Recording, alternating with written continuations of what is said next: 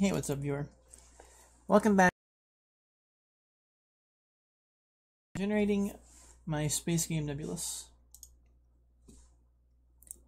I got a few things done in the last hour, and one thing that I'm kind of wary of at this point is, despite the fact I said I wasn't going to explain too much, I wound up explaining a ton of stuff.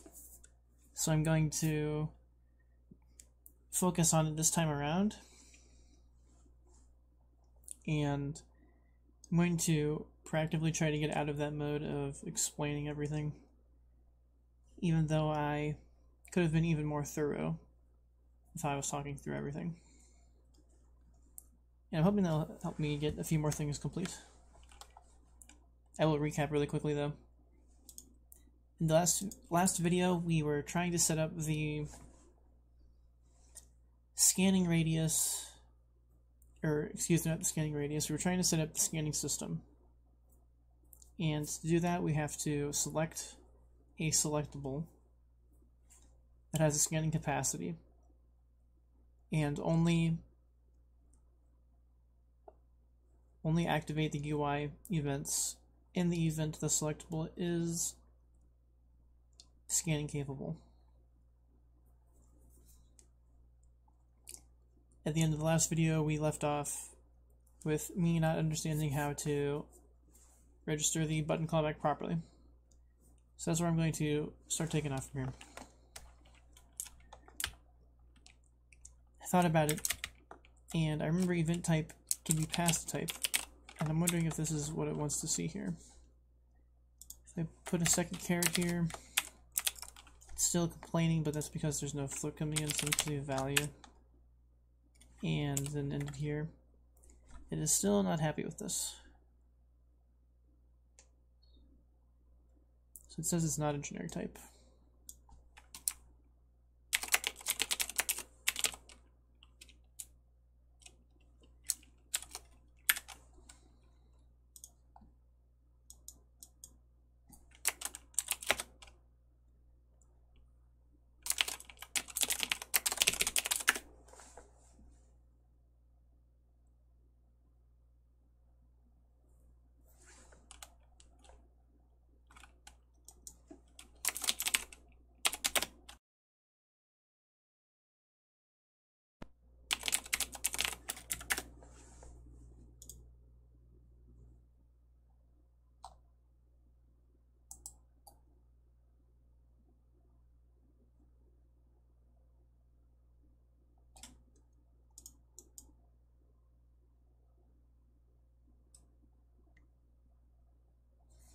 Okay, so this is expressing that it's an abstraction.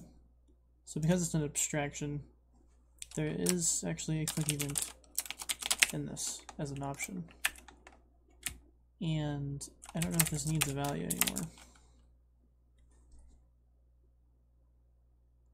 It does have some kind of value, which I don't understand what that is. Once this compiles, we can see if it tests out or not.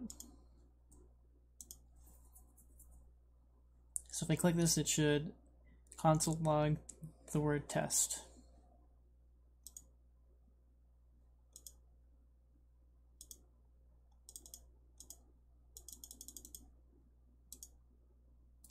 Interesting, it actually deselected that.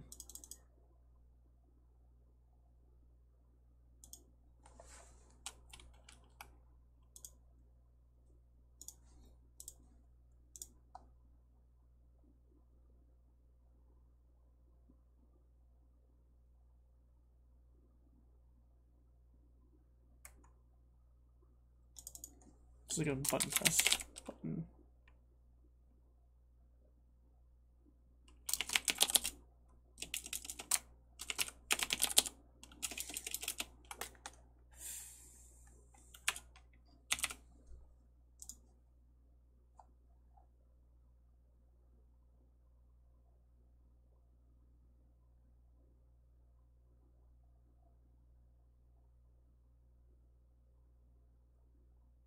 So I've done everything up to this point, and then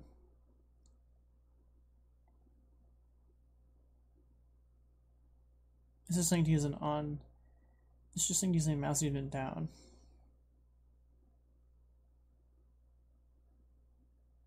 Oh, this is the person's incorrect code.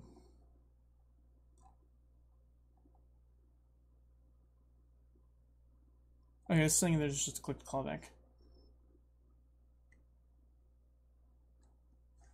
I guess that's a good point. I can just say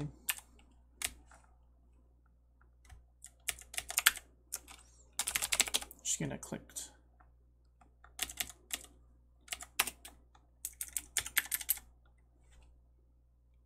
Equals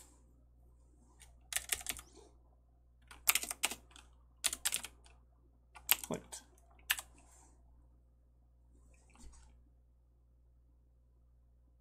Oh. It's forcing me to add to it. And I don't think there's a value. And it's actually straightforward.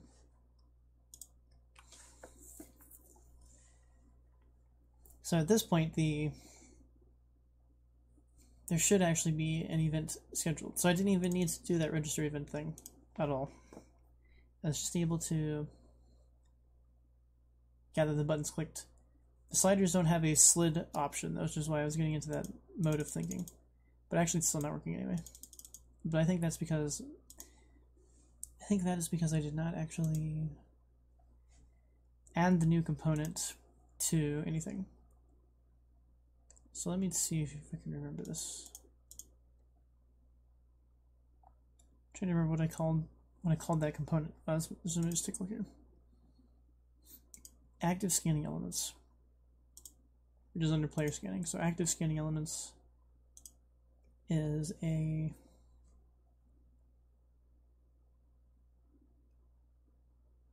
basically a UI thing. So I'm going to drop it in here. And now that it's dropped in here, it will actually run start. And it will actually subscribe to the callback. One issue I'm running into here, though, is that I ran my code for doing a raycast. Okay, so that's working now. Which is breaking things. Or it's not actually breaking things, but if I click on clicking the UI shouldn't fire off the raycast.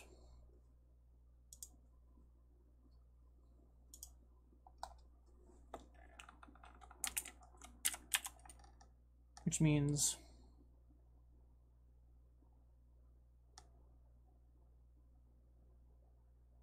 we're just gonna have to deal with it.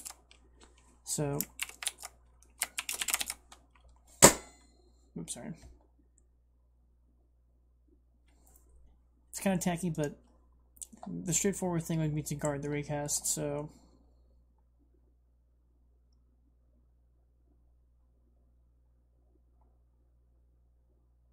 select active selection is anytime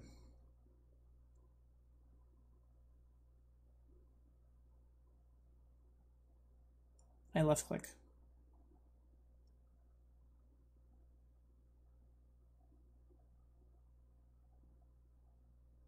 So what I really need to do is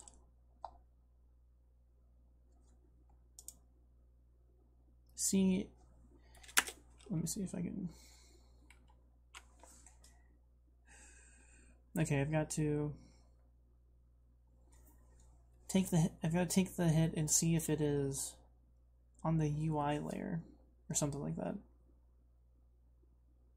So I don't actually remember that. If hit.layer, hit.collider.layer, hit.collider.game object.layer.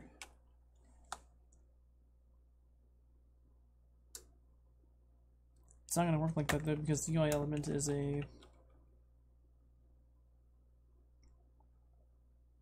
not a game object. So let's say not equal to UI.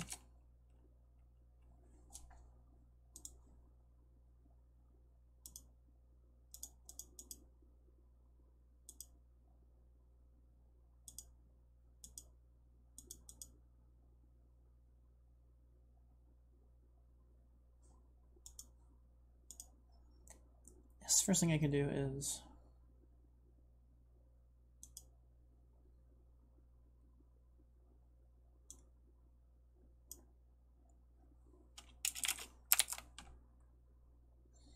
run the debugger and see what happens when I click on the UI.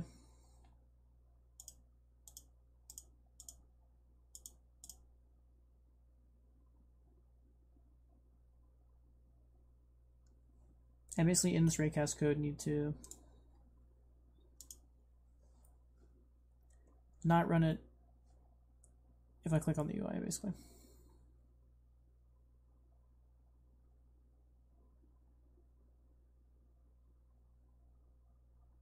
Okay, so right click, if I left click on the button,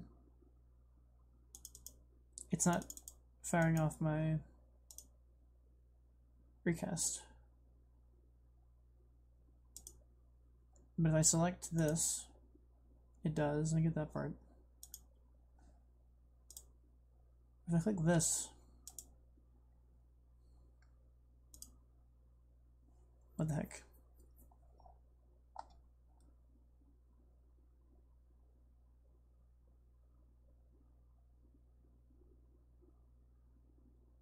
Yeah, so it's never gonna.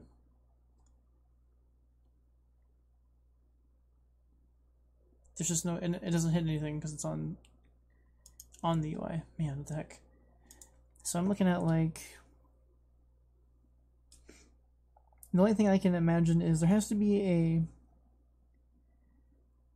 there's got to be a mouse event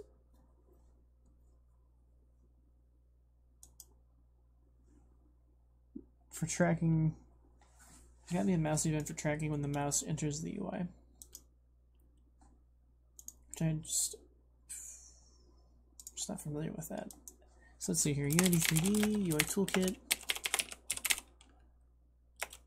mouse enters visual element.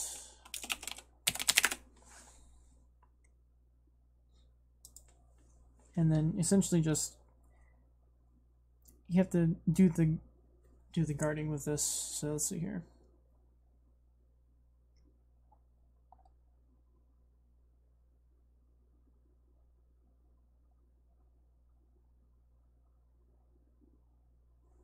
Okay, sweet. So this is where the mouse entry event works. Let's give this a shot then.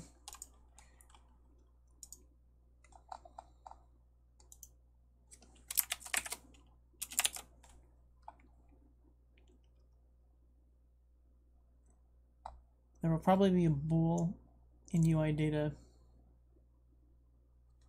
Okay, so public bool mouses over UI element.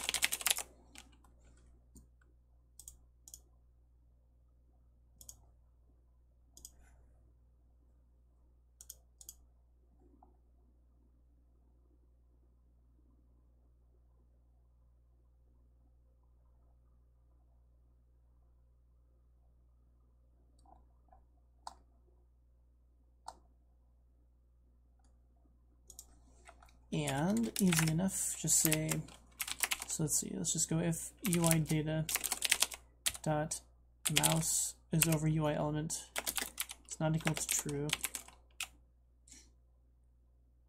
Oh wait.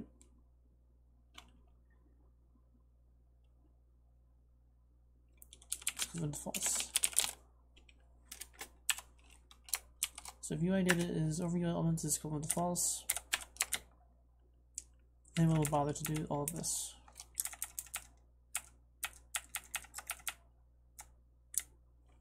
Whoops, weird.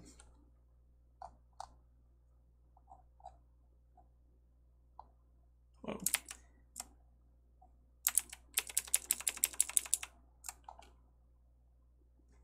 My bad. Screwed up formatting.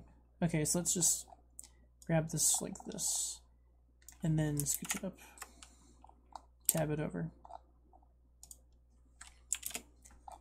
We don't have this set up yet, so it's going to be null by default or whatever.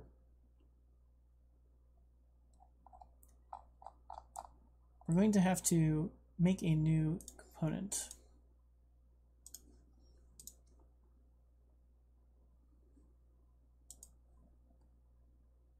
It's kind of like a UI. This is basically a UI component. It's like a UI event thing. And what should we call it?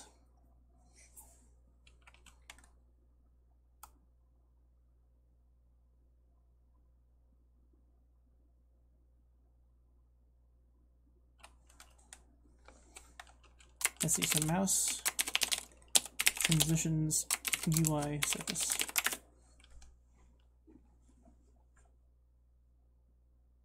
And, oh wait, hold on.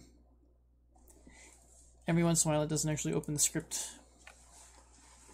Maybe it will after compilation. Nope, so in this instance, I have to just manually open it. Okay, so mouse transitions UI surface. In start, we have to register some callbacks. And there's 2 of them, according to that post. And we don't have to, we can just slap this thing on the UI document. So we've got UI document, engine UI elements, UI document, and it's just going to be git component, UI document. And we will drop this on the UI document game object. And it understands what it's talking about now and it refers to UI document. So now I need to double check that. Oops. Wrong thing. I need to check the. It's just a mouse enter or leave event. Which means I still have to query for the thing, so gonna have to go through this whole deal of grabbing the root.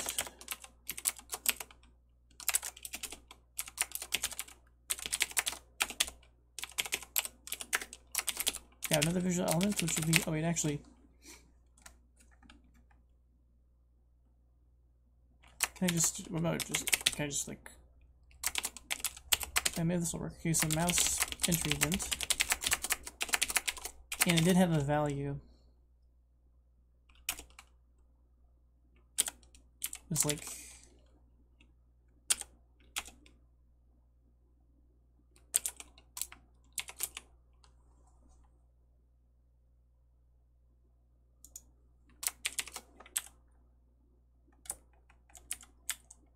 probably that's just because I guess if I had brackets it'll work. Nobody's getting angry about me doing something with, or it's getting angry about me doing nothing with X. How did this guy do it?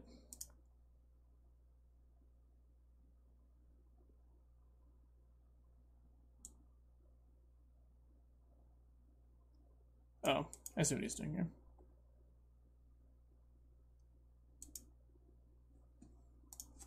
So there's a function that takes in the X. So I guess I could write that function. And can I just do, I wonder if I can null this. What does it want? Event callback mouse entry event. What does it actually want in here?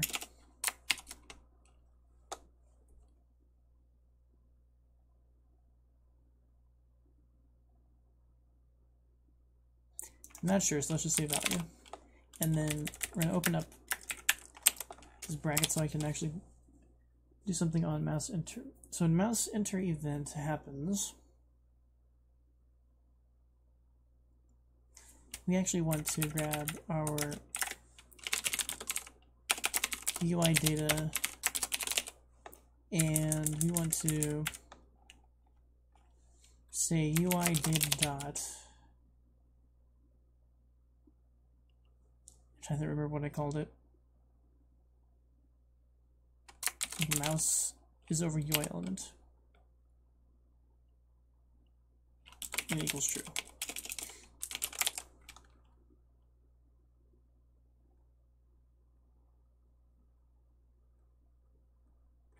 And I'm curious what value is. Oh, it's a mouse entry event. It's a mouse entry event.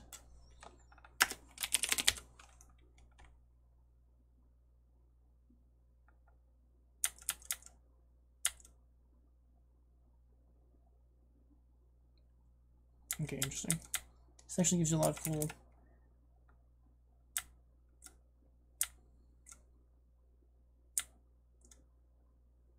mouse information. Cool. I don't think we're going to need that, but I'm trying to think if we need to. So this is going to change how the raycast casts just by doing this, which is essentially the whole point. And we can very simply do the same thing with the mouse exit event, or mouse exits event.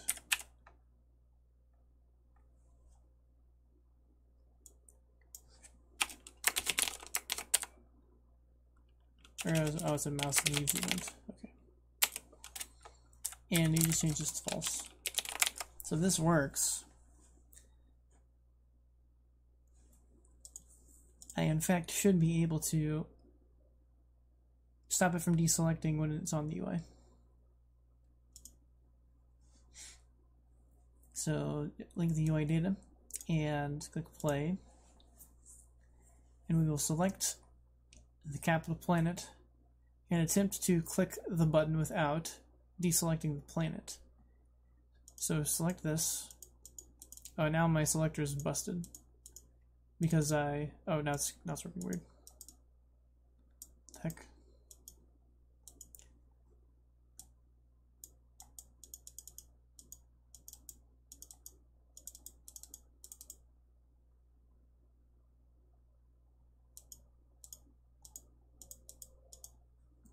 Okay, so I'm screwing up something. Let's see. Mouse is over UI element.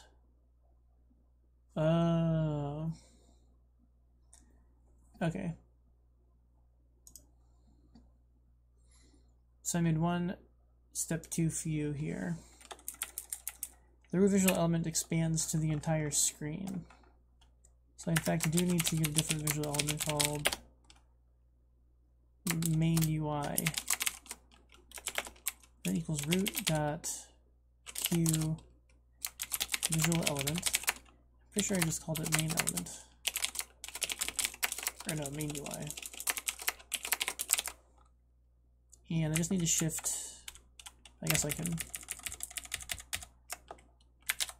call this main UI. And just switch these to say main UI. And this will work better. As long as it's named correctly. Let me double check.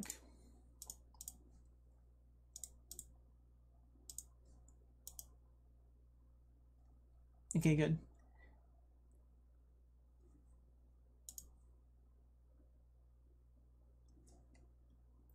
This actually might just work then.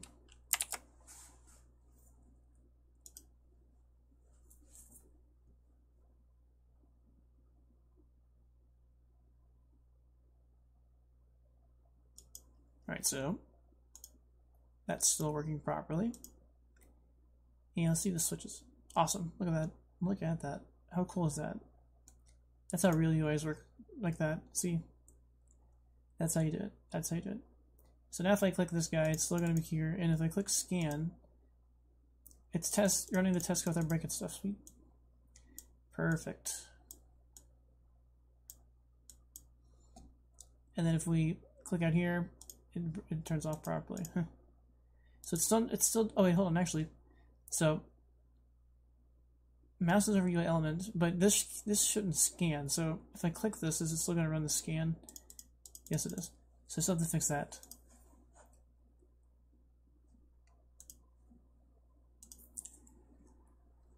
But this part works. Whew, excuse me. I'm not going to be awake for too much longer today. I'm hoping to maybe get the 3rd hour done before I go to sleep.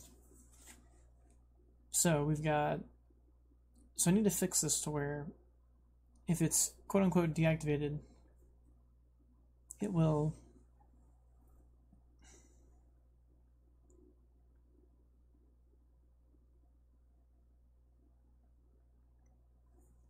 if it's deactivated, it will not be responsive.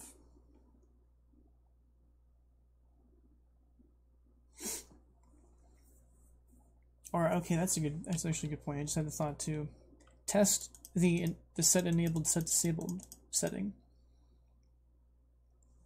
which that would occur whenever we select things.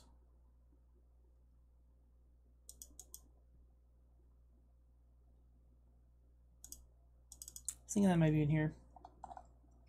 So we are selecting a element.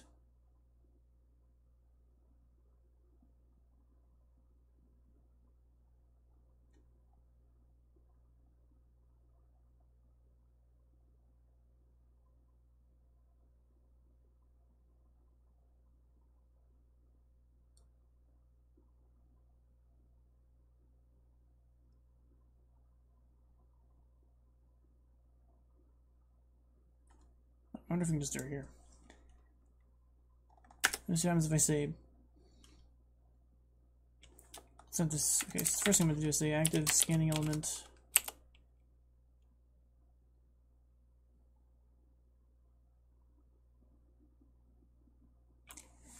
Active scanning elements. Oh, active scanning element, okay, should I set active? Or set enabled? True.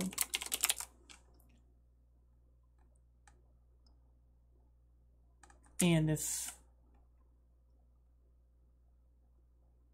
it doesn't have a scanning capacity, we want to set it to false. However, this might very simply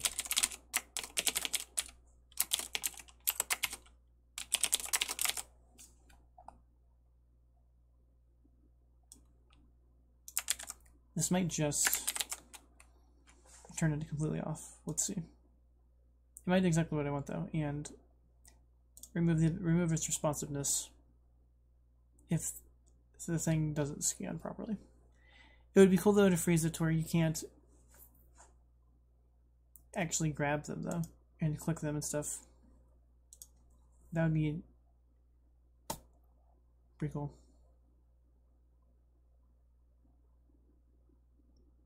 So if I select this, I can do stuff. But if I select this, I should not be able to. Alright, perfect. Look at that. It's actually working exactly like I wanted. Look at that. Alright, sweet. So, awesome. I didn't even realize that that was going to work that well. Perfect. Perfect when even more gets done than you anticipated. It doesn't happen very often in coding, I tell you what. It does not happen very often. Okay, so now you basically have to have a... Alright, sweet. So, like, that all worked. Actually, that was actually all pretty good. That's like 2 things done in this video so far, so that's pretty solid. And we can do a little bit more here. We can... So I'm going to have to add a new UI element here, because we can't just have the scan button. We also have to, now that I've thought about it, we have to have another value, which is a text box, or excuse me, a label. And that label, in fact, is the cost of the scan. So scan cost. I'll say active scan cost.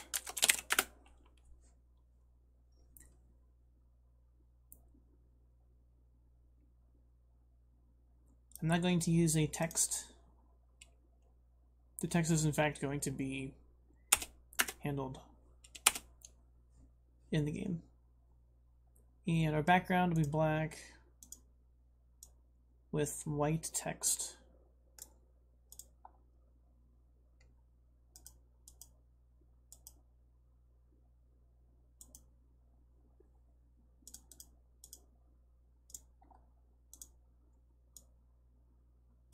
Once the text shows up. So the text is like 5,000. That'll be prototypical. It's not pretty or nothing. Can't deny it. I saved this though. How does it look in the game? It's got that, it's washed out looking. It's a little small, the number. I would just want this to be, it might be cool if we could subtract the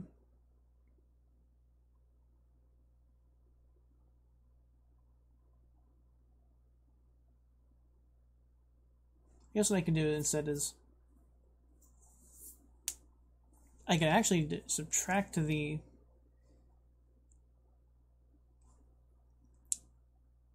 I can subtract it directly from the economy display value, and then in the event the cost goes negative, the player can't activate the button. That's interesting, actually. And I wouldn't have to add this new UI element either. So I'm actually going to try that. So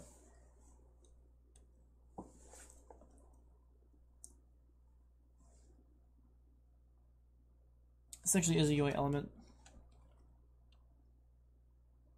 Economy tally.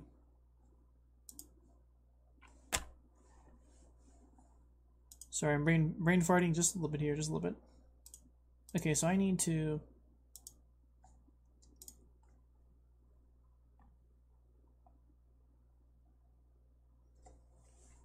essentially anytime the sliders change, there needs to be a new calculation on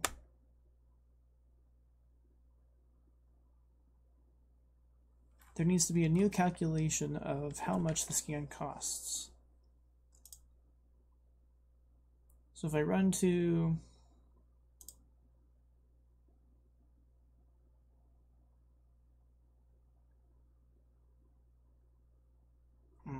so that's kind of what this was about to do, wasn't it?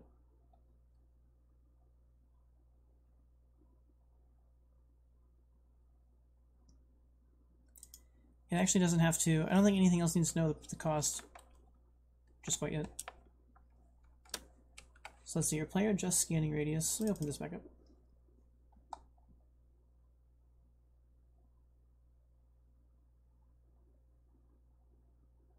I don't know if I want to use the static thing going on here or not. Okay, so I'm actually going to delete this component because I want to broaden it out a little bit. So I'm going to officially delete it here.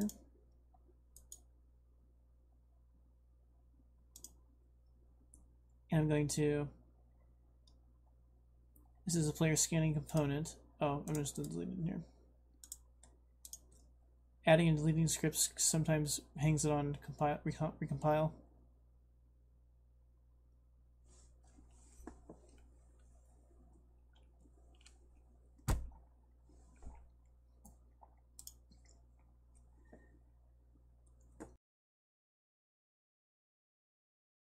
Let's see here. Player, what is this scanning radius script? Oh, it's the mesh. Should probably change that. Change the naming convention for that. Okay, so we need to generate a component, and this component is called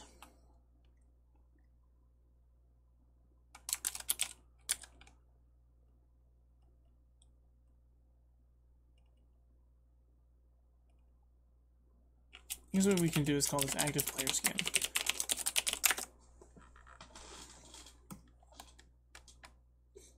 And active player scan is going to need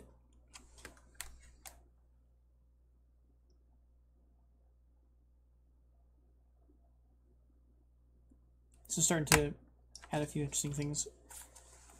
This might have to change. This will have to change based off of a couple different values,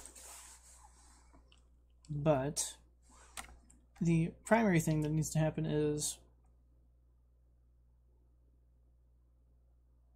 hold on, wasn't I just doing this in a different script?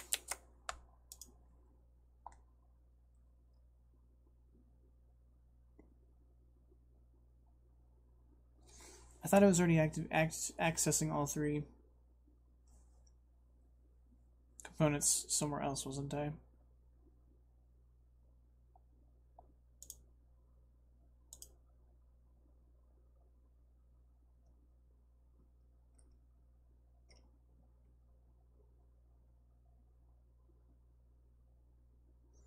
Okay, so maybe I'm jumping ahead of myself here. Active scanning elements is already designed to work with all of this stuff. What the heck am I thinking? Sheesh. Okay, so let me open this back up. Active scanning elements. Okay, so a few things there are a few things happening here. I'm going to make this public so I can just view the data in play mode. Essentially what we have is a public total cost of the scan. So public total cost of scan. Oops, and it's going to be a float. Alright, I guess I'm going to leave it as a float. If we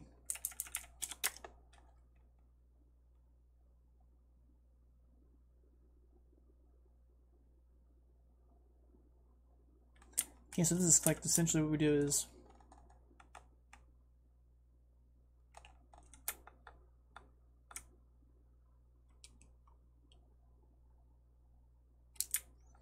we are going to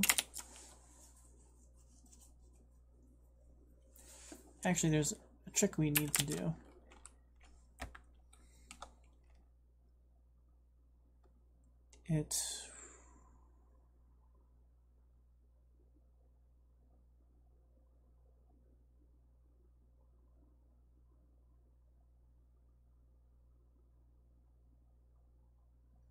I apologize for the silence. There are a couple ways this can work. So I'm sorting through which way I want to proceed. Basically, when I click this button, or it's in fact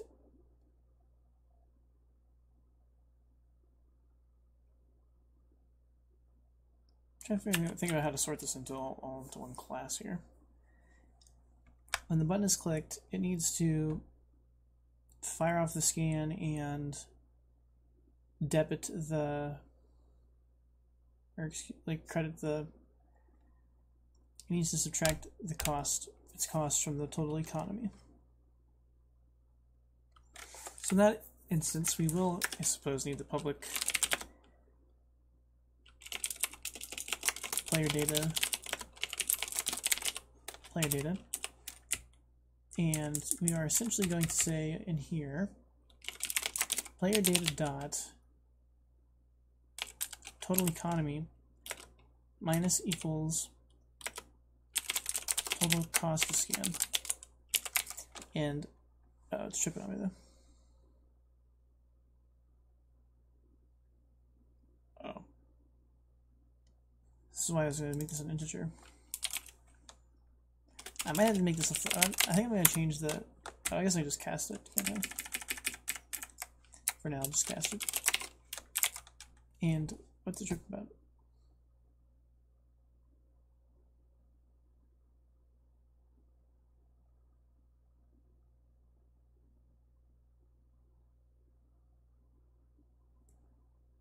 So I guess I would have to go like this.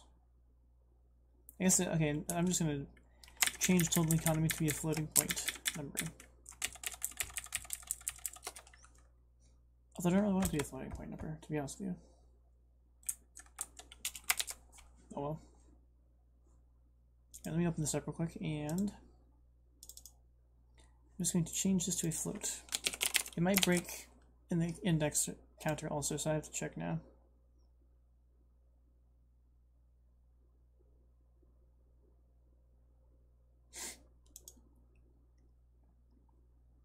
Because this is just adding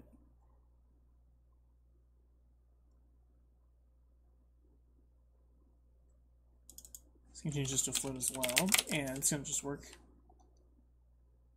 Okay, so that's going to be fine. Leave this as a float. And then in here we can just subtract the cost of the scan from the economy. But I need to make it where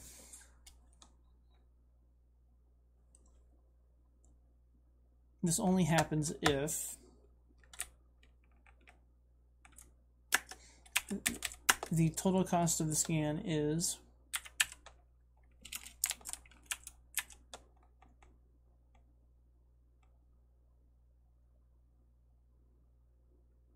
man, so this starts to work like it feels like it wants to bleed into multiple systems.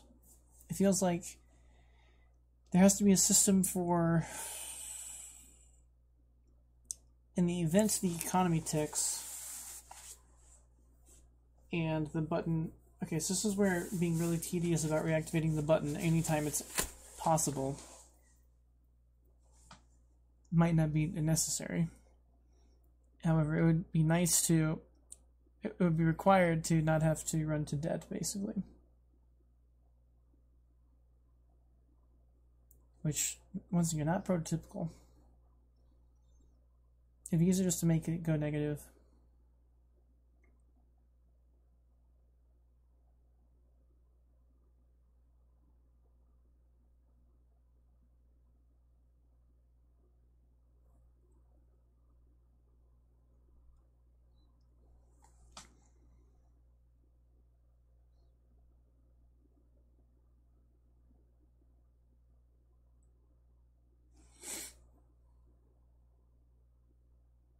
However, that's essentially what's supposed to happen. So there's something else. Other systems have to determine if the button is active or is enabled or not.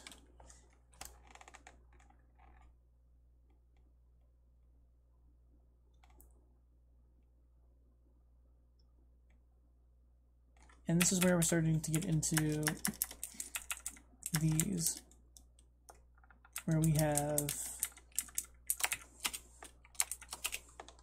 essentially, we have, hold on, actually, okay, so button has clicked, but scanning radius slider does not have like a clicked or a changed. It only has a register value changed callback. I'm just going to double check, but I already looked at this earlier. You can see if the values, I guess manually see if the values is different, but that's not going to work, it's not a callback.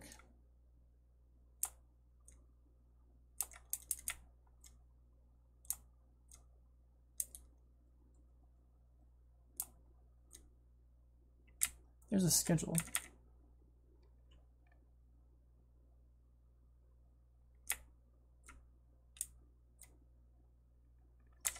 So it's just a register callback.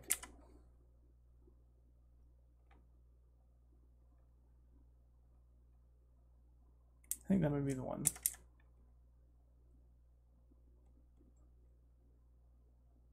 Okay, we can tweak the range of it, that's good.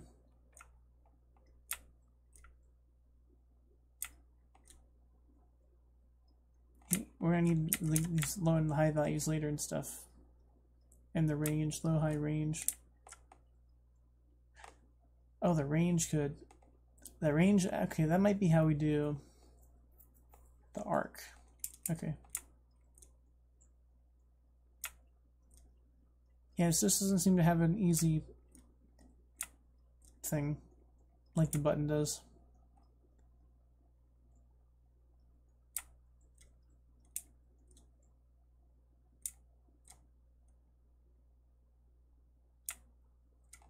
Alright, so we're just going to register. Value change callback. Event, can't remember. It was float, but something else I was rather sure. Use the sign like this.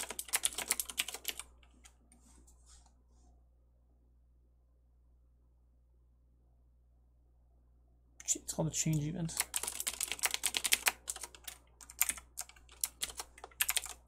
And then it's a float, so there's going to be a value. Oh.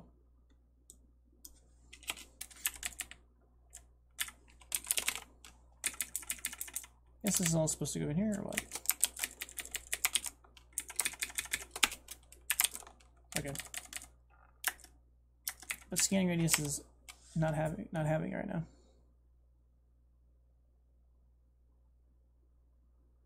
Well, it's saying it doesn't actually have one.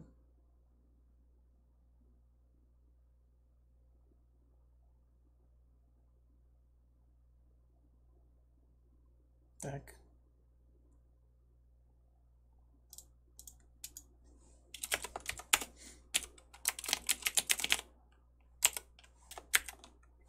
Okay, so that's bizarre.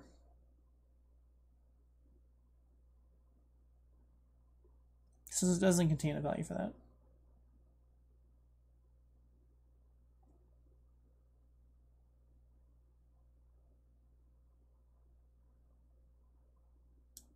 Here's the register callback. Let's see.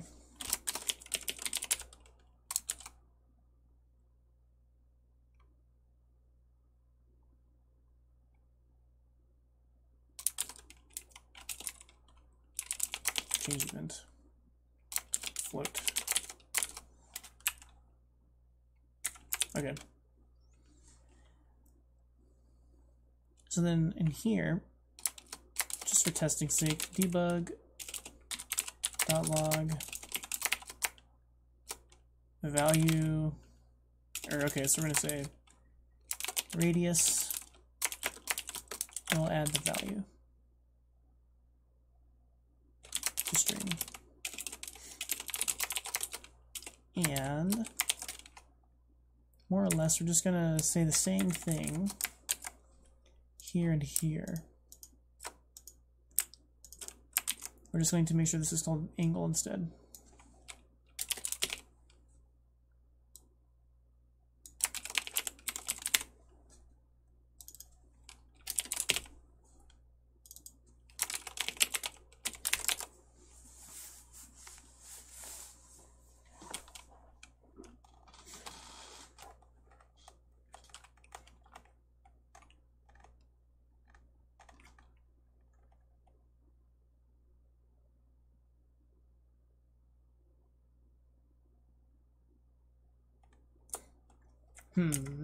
Okay, so let me see here. Can I grab the scanning radius in here? Okay, cool. Oh.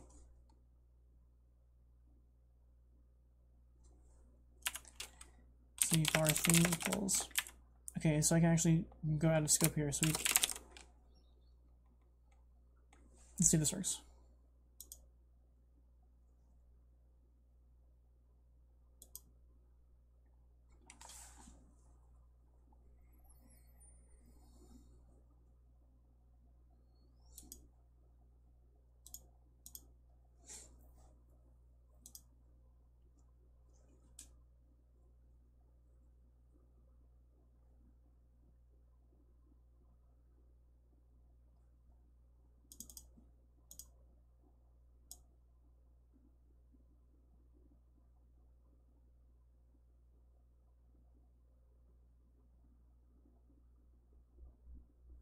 Okay, so it's not exactly working correctly, but it's getting in the right direction. The value is in fact changing, but I am outputting the wrong type of value here. Value dot what?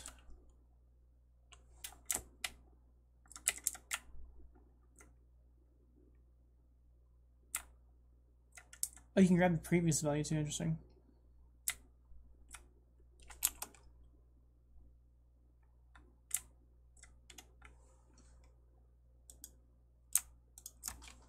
Here as well. So it should output in the value.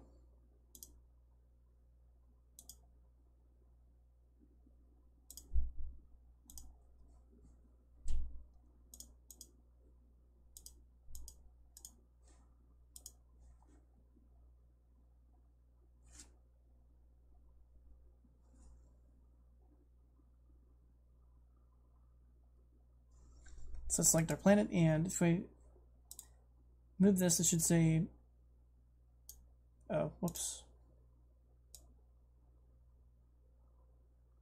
It's actually going between the starting values I put in there. So does this actually go up to 360 then, or? Also only goes up to 10. So, okay, so it's using the default values. It's not the ones I put in there. But it is working. We now have it telling us when its values changed, which is very nifty.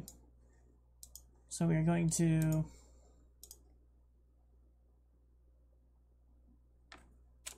okay, so we're going to yank all of this out. Oops. Yank out these bad boys. And we've got to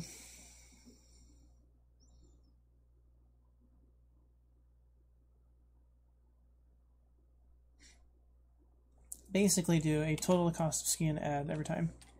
And this is an instance where I feel like I can actually get away with writing a void function.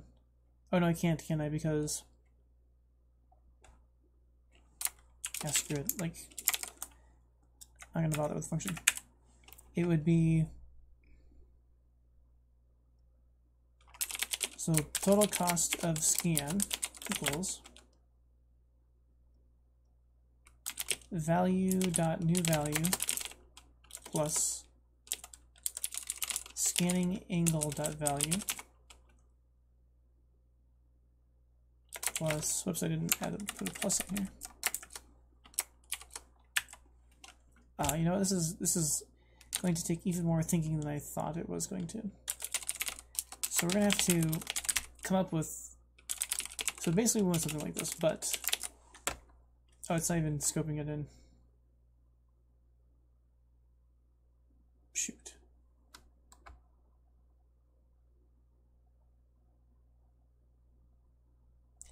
So I might have to just use a function.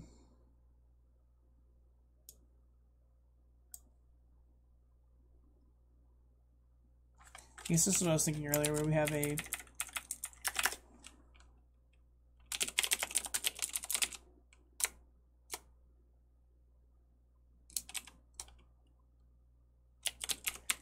scanning radius value.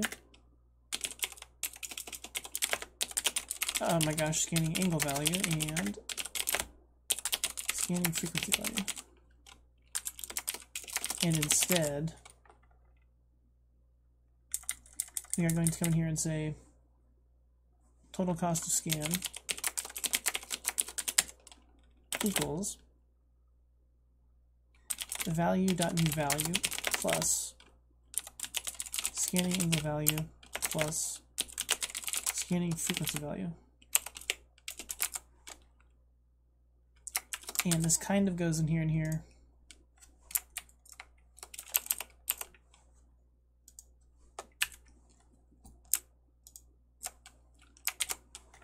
With the order change, so we've got value new value plus scanning frequency value plus scanning radius value. Same thing down here. Radius and angle is what we want to add.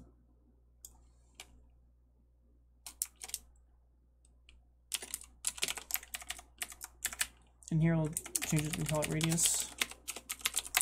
And so anytime we change one, it'll very smartly know how much, or it'll properly reaccount for everything. It's not enough though, it's got to,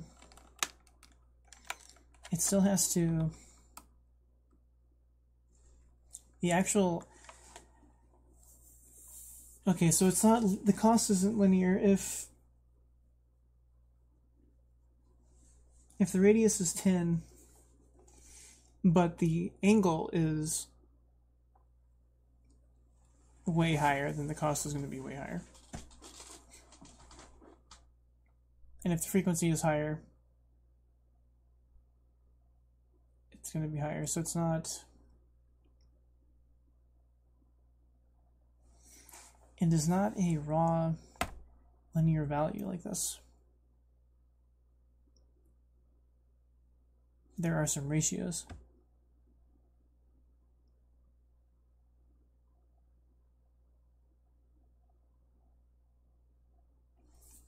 Which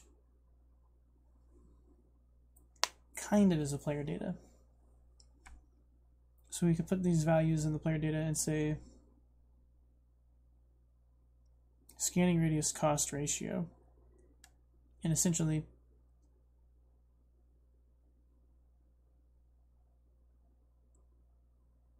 a further radius can have an exponential increase, and same thing with the scanning angle. The scanning angle is increasing the area.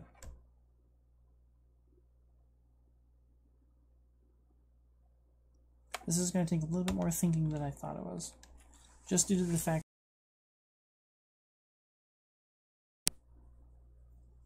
to get it just right, it's gotta like make sense how it combines the values together. So I guess there's an area. If you think of it as an area, if the arc is 360 and the radius is 1, the area is what? How much is the area of a circle? Like pi r squared? Is that the area of a circle, or is that the circumference? Pi diameter? Or 2 pi times the radius is the area. So essentially, oh, and I guess radius is the r in that. So if we just assume that it's like a cost for, okay, so that would actually work. So actually, we actually might be able to just do that. So the radius, scanning radius, is going to be the value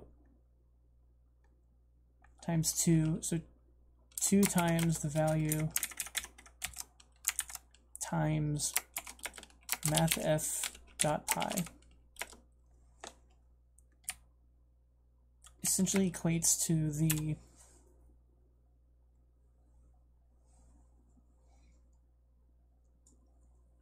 oh, but that assumes it is a circle, doesn't it? So could I divide it by the scanning value?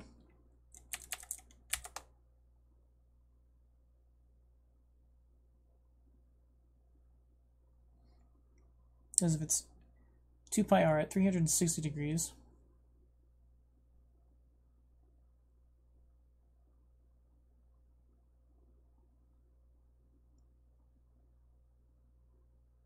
I guess it's a value of 1.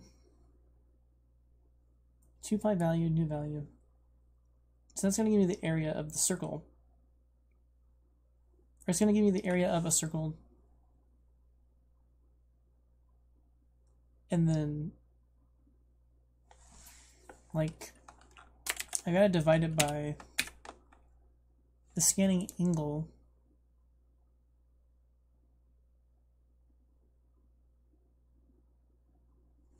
But I need the scanning angle to be a value that is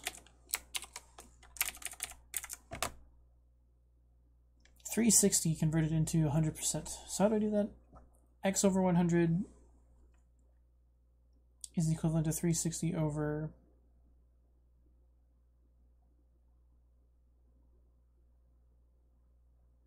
what?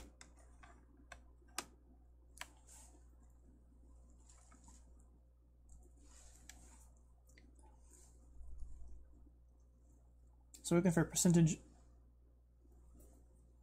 360. What is it? 360 over? Oh, I don't have one. So it's x over 100. Oh man, I'm running out of time here. Alright, so sorry about this video. I'm running a little low on energy here. And just solving stuff and not explaining too much. I've got to get some kind of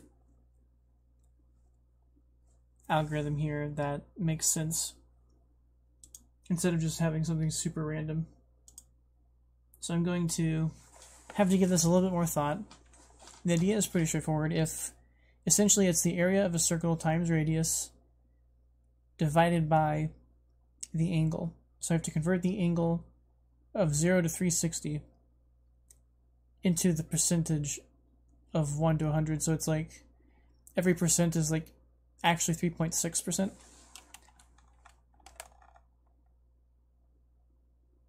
Or something like that. And then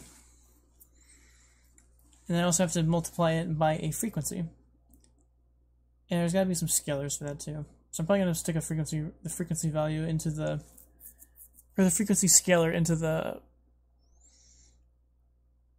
player data so I can tweak that from the editor. So I'm going to get this working next time. Thanks for watching so far. Take care.